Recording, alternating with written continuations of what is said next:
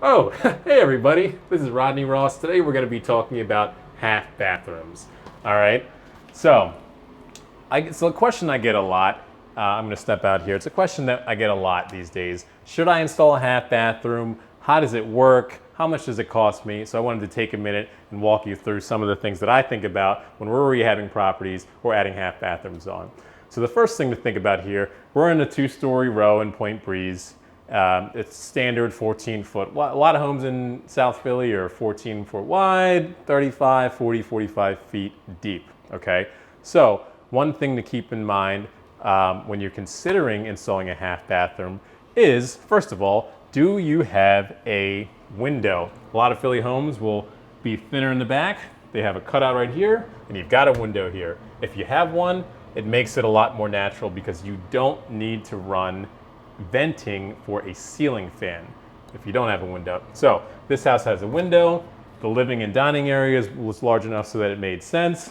You can see you still have room for a full dining room table and a full spacious living area. So that's the first consideration. Do you have the window, and do you have enough length that you can still fit a dining and living area?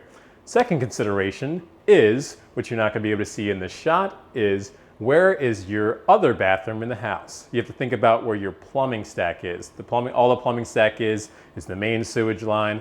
If you go in your basement, it's about 5 inches usually, and that's going to be somewhere in your walls, usually in the middle of the house. So in this home, the other bathroom, full bathroom, is right above this half bathroom. So it most likely made it a lot easier for them to install this toilet because all they're doing is putting it in the same spot where the other toilet is upstairs, and it's a very simple connection. The sink is easier to move around a little bit. The drain pipe is thinner. It's easier you can bend it and run it more horizontally than you can a toilet stack. So that's the second consideration. Where's your main stack? Let's say this home had a master bathroom that was all the way behind the kitchen somewhere out of the frame, it would make it a little more difficult, especially if the basement were finished.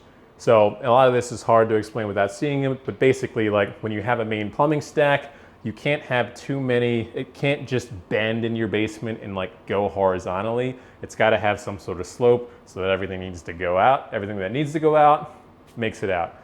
So, and a fun fact about this house, I was down in the basement before the frame.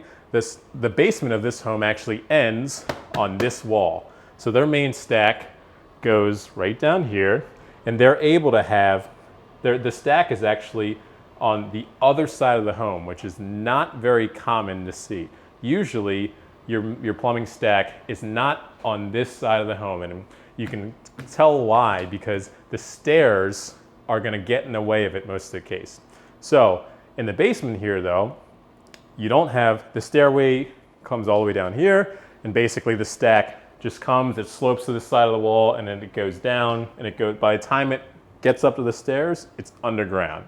So anyway, if you have a plumber, if you don't know too much about plumbing and how it works, just call a plumber. They'll walk you through what they would need to do if you don't have an easy situation like this. It just may cost you a little bit more money.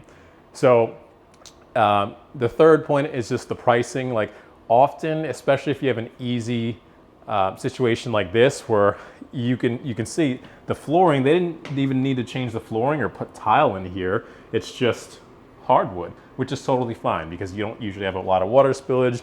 Your floor may warp a little bit if it does spill, but literally all a main bathroom is a little bit of framing.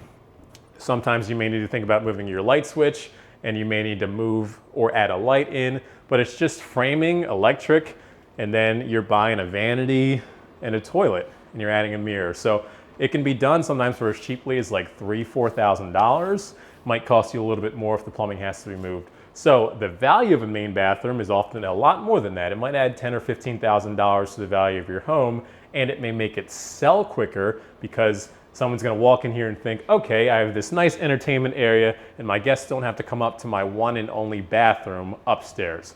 So just wanted to give you guys an idea of like what the thought process looks like.